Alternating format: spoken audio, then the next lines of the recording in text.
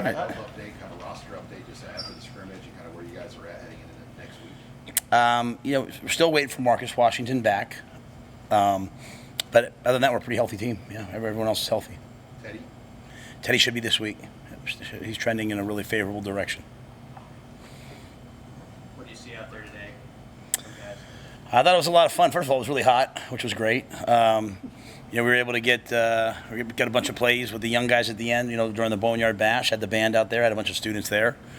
Thought we played really strong on defense again. I think guys are really settling into the defense. So the offense put together some nice drives. Had some some of the issues we had last week in terms of procedure and clock. Those all went away. So I thought it was a step in the right direction. Definitely a step in the right direction. So we have to watch the tape and see exactly who performed well. We had one or two players that put the ball on the ground a couple times on offense. I'm not going to indict everyone for that, but we had a guy, really two guys that has to protect the ball better. But I think our defense is definitely being physical and hitting. So still some work to do in the kicking game. Still some work to do on offense and on defense. But I like where we're at right now. Is there any particular aspect of the defense that is impressing right now? I just think they run and hit. They run and tackle really well. I think we're playing the run game well and creating some negative plays. As I said, they knocked the ball out a couple times. They're really physical. So, I'd say that's their strength. Just kind of that flocking of the ball and striking people. They're doing that at a high level. Does it sound? Are they giving up any big plays? We're giving up some in practices. I can't remember what it was today. Maybe one, but they're not giving up. We're certainly sound. I wouldn't allow it to not be sound. Now does a guy get blocked sometimes in a play hit? Yeah, absolutely. But for the most part, I think we're playing good team defense. How does the whole complexion of the preseason, this month, change now that you're into the week before game week? The next week's a short week. The school starts Monday. How does all of that impact just what you're doing with the team? Yeah, I think one of the keys has always been to me, Mitch, not starting opponent prep too early. Sometimes, they think so much about the game. By the time they get to the game, it sounds dumb, but it's almost like boring. You know what I mean? Like, there has to be some excitement about it in terms of, the timings. You have to time it perfectly. So, we'll give them tomorrow off. Now, my version of off, which, we'll have a meeting in the morning, talk about academics for school and all that. So it's, academics, because we have school on Monday. Monday's an off day for them as well. So we'll give them 2 days back-to-back, so the first day of school and that Sunday. So they have a chance to kind of recover now. We've gone really hard. For some of them, it's the hardest thing they've probably ever done, and it's good. And so I'm pleased with them. So we'll take 2 days, and then we'll kind of, go 3 in a row. Tuesday, Wednesday, Thursday. We'll have a mock game Thursday night under the lights. I'll come in Friday, do some stuff, give them Saturday off. Then we'll practice on Sunday like a normal game week, give them Monday off, and start again on Tuesday. So in terms of opponent, scout, and prep, really talking completely about the opponent. We'll introduce some things on Tuesday, Wednesday, Thursday, and then really that Friday will be truly a, hey, hang everything up. Hey, we're in game week. Matt, Marcus Satterfield asked Jeff Sims to cut down his turnovers and raise his completion percentage in the spring, as they did. Did that carry over into August that you've seen? Yeah. He just taking great care of the ball. I think when the Big Ten Network came, they talked about him, being the highest in college football in terms of returning turnovers. I wouldn't have ever suspected that because just being around him. So I went back and watched them. There was a lot of times you would say they were probably not his fault. He was getting hit, or someone got hit and dropped the ball. I think Jeff's taking great care of the ball. It's a fine line, right? We talk about the toxic battle here. It's an old Brian Billick stat. We want to win the turnover battle, but also win the explosive play battle. So we can go out there and go into a shell and, not turn the ball over ever, but go 3 and out. It's the same thing, right? So we want to be explosive, and I think Jeff is learning that line of when to be explosive, when not, when to take a chance, and when not to. So we don't want to play scared. That's the biggest thing for this group is they can't play scared.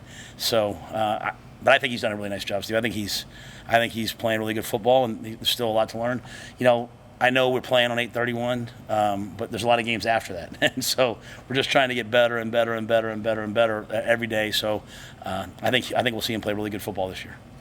When do you think you'll have captains? Maybe you do. Yeah, we won't do captains. We'll do I think the season, especially the first year, gives you so many opportunities to lead, and so we'll do a game. We'll do game captains, right? And then when we get to bowl season, we'll vote for permanent captains. But guys emerge as the year goes on, right? And so. We kind of have our single digits, which is one thing. We'll have a unity council. The guys will vote for guys onto that. So what you're looking for is different opportunities for different guys to serve in different ways. And, I'll never forget my senior year at Penn State. I wasn't a great player, but I was a captain, at home against Minnesota. We were, I think, number 1, 2, or 3. I can't remember. We were in the nation. So that was an experience for me, right? So I've just kind of carried that over to all of our players. So I look for all of our seniors and some of our juniors to have a chance to be game captains this year. Do you plan to put out a public depth chart? And then what about Blackshirts? I've never been asked about depth charts more in my life. Yeah, we'll put out a depth chart. Yeah, 100%. Yeah, it'll be a real one too. So, but I do want to say that because people have asked me that, and the players have asked me that. But we really, really, really, in my mind, there's sort of a line, that we're going to play the guys that we think are above the line, and we're trying to get other guys above the line. So, there might be a guy who's a starter. I couldn't tell you, who's the starter, Cam Lenhart or Blaze Gunnarsson. The answer is yes. They're both starters. You know what I mean? So, and I think Tony's doing a nice job of playing with some different packages. So, we have a lot of guys who can play for us. But yeah, we'll do that. When do we do that? Like game week, right? So we'll do it, going into game week, because I'm still in the mode of these next 3 days. I also want to see, Sean, who can handle the grind that I want when school starts. You know what I mean? Who can handle tonight? There's no curfew tonight for the first time. Who's going to be there at 10 o'clock tomorrow morning, and who's going to show up and I slept in? Hopefully no one. But there's just another phase, and again, it's our first time together. So, but yeah, we'll do a depth chart. I think you had a second part of that question. Blackshirts. Oh yeah, they'll start when we start game prep. Yeah. If Cam Lenhart's that close, what's that say about him? Oh, Cam's been fantastic since he got here. An old soul, mature beyond his years, an excellent player. Yeah, excellent player. Will play a ton of football for us. So. There could be at times kind of a split thought about whether a place like IMG is helpful or not, but it appears to have helped him. I mean, what have you seen maybe that he may have learned in that setting that helped him prepare for this? Well, I think Cam comes from a great family, first of all. So I know he was certainly raised to a certain, with standards. Man, I think going away, there's a level of independence. I see that with my own son right now. He's a senior, and he's sent me a picture yesterday of him doing laundry. Mom ain't doing it. I told him, don't ask your grandmother to do it, man. So he's doing it. So there's a level of independence that comes along with that. And then I think the people at IMG do a tremendous job with their sports psychology and all those different things. I mean, he gets here, he's talking about neutrality and all these high-end things that, so he's been trained. But I certainly don't want to take anything away from his family, because I think he comes from a great family. How big a deal has Dr. Haskell been to your operation? Heard her come up a lot, just from coaches and players.